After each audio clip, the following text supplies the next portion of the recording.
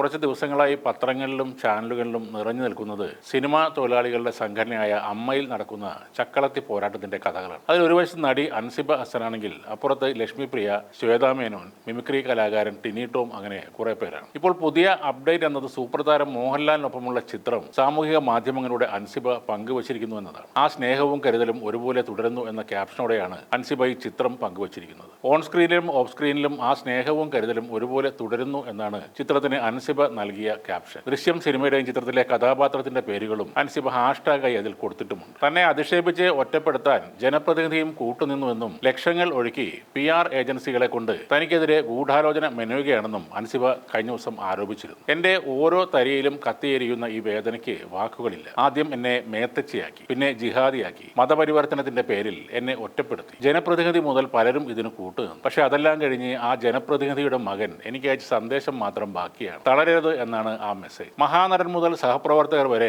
തേജോവധം ചെയ്തു. അവസാനം എന്റെ രണ്ടാനച്ഛന്റെ പേരിൽ പോലും എന്നെ തേജോവധം ചെയ്തിരുന്നു. ഇപ്പോൾ സുഹൃത്തുക്കളിലേക്കും ആ ക്രൂരമായ വിരലുകൾ നീളുന്നു എന്നാണ് അൻസിബ ആരോപിക്കുന്നത്. സാമൂഹിക മാധ്യമങ്ങളിൽ വ്യാജവും അശ്ലീലം നിറഞ്ഞതുമായ വീഡിയോ പ്രചരിപ്പിച്ചുവെന്ന് ആരോപിച്ച് അൻസിബ കൊച്ചി പാലാരിവട്ടം പോലീസിൽ പരാതി നൽകിയിരുന്നു. രാജിവെച്ച AMMA president Shweta Menon, vice president ആയിരുന്ന ലക്ഷ്മിപ്രിയ എന്നിവർക്കെതിരെയാണ് പരാതി. അമ്മയിലെ സ്ഥാനമാനങ്ങൾ നഷ്ടമായതിലെ വ്യക്തിവൈരാഗ്യം മൂലം ലക്ഷ്മിപ്രിയയും ശ്വേതാ മേനോനും ചേർന്ന് തന്നെ വ്യക്തിഹത്യ ചെയ്യാനും സ്ത്രീത്വത്തെ അധിക്ഷേപിക്കാനുമായി വ്യാജമായ കാര്യങ്ങൾ കെട്ടിച്ചമച്ച് പ്രചരിപ്പിക്കുകയാണെന്ന് അൻസിബ പറയുന്നു. ലക്ഷ്മിപ്രിയ പ്രചരിപ്പിച്ച വീഡിയോയിലെ പരാമർശങ്ങൾ അശ്ലീലവും സ്ത്രീയെന്ന നിലയിൽ തന്റെ അന്തസ്സിനെയും മര്യാദയും തകർക്കുന്നതും പൊതുസമൂഹ മധ്യത്തിൽ തന്നെ അപകീർത്തിപ്പെടുത്തുന്നതുമാണ്. ലക്ഷ്മിപ്രിയയ്ക്കും ശ്വേതാ മേനോനുമെതിരെ കേസെടുത്ത് അന്വേഷണം നടത്തണമെന്നും പരാതിയിൽ ആവശ്യപ്പെടുന്നുണ്ട്. ഈ പ്രശ്നങ്ങളൊക്കെ ഉണ്ടാകാൻ കാരണം നേരത്തെ അൻസിബ പറഞ്ഞ ചില കാര്യങ്ങളാണ്. അമ്മയിലെ സാമ്പത്തിക ക്രമക്കേടുകളെ കുറിച്ച് അൻസിബ പറഞ്ഞിരുന്നു. അതോടൊപ്പം ഒരു മതസംഘടനയിൽ നിന്നും ആരാധനാലയത്തിൽ നിന്നും സംഭാവന മേടിക്കുന്നത് ശരിയല്ലെന്ന് അൻസിബ പറഞ്ഞു. അങ്ങനെ ഒരിക്കൽ ചെയ്താൽ നാളെ ബാക്കി മതങ്ങളും മതസംഘടനകളും അമ്മയുടെ പരിപാടികൾ നടത്താൻ മത്സരിക്കും. അൻസിബ വളരെ കൃത്യമായ ഒരു കാര്യം തന്നെയാണ് പറഞ്ഞത്. അതോടെ കാശിനായി കാത്തിരുന്ന ചിലർ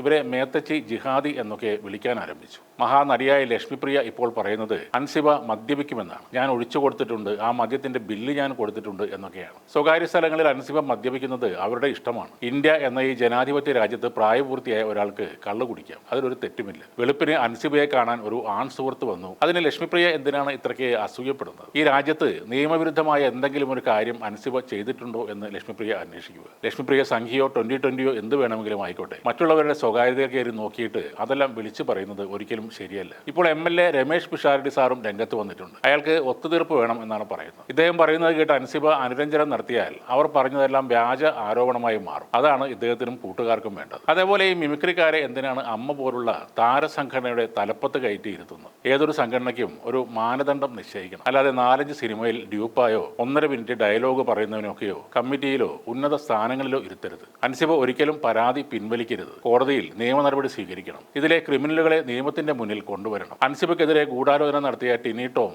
ശ്വേത, ലക്ഷ്മിപ്രിയ, പിന്തുണയ്ക്കാൻ വന്ന പ്രിയങ്ക എന്നിവർക്കെതിരെയെല്ലാം നിയമ നടപടിക്ക് പോകണം. സത്യം ജയിക്കണം. അതെന്താണെന്ന് അറിയാൻ ഇവിടുത്തെ സാധാരണക്കാർക്കും അവകാശമുണ്ട്. കാരണം അവർ ക്യൂ നിന്ന് കൊടുത്ത ടിക്കറ്റ് കാശാണ് സിനിമാക്കാരുടെ ചോറും കാറും ഈ സംഘടനയും എല്ലാമെല്ലാം.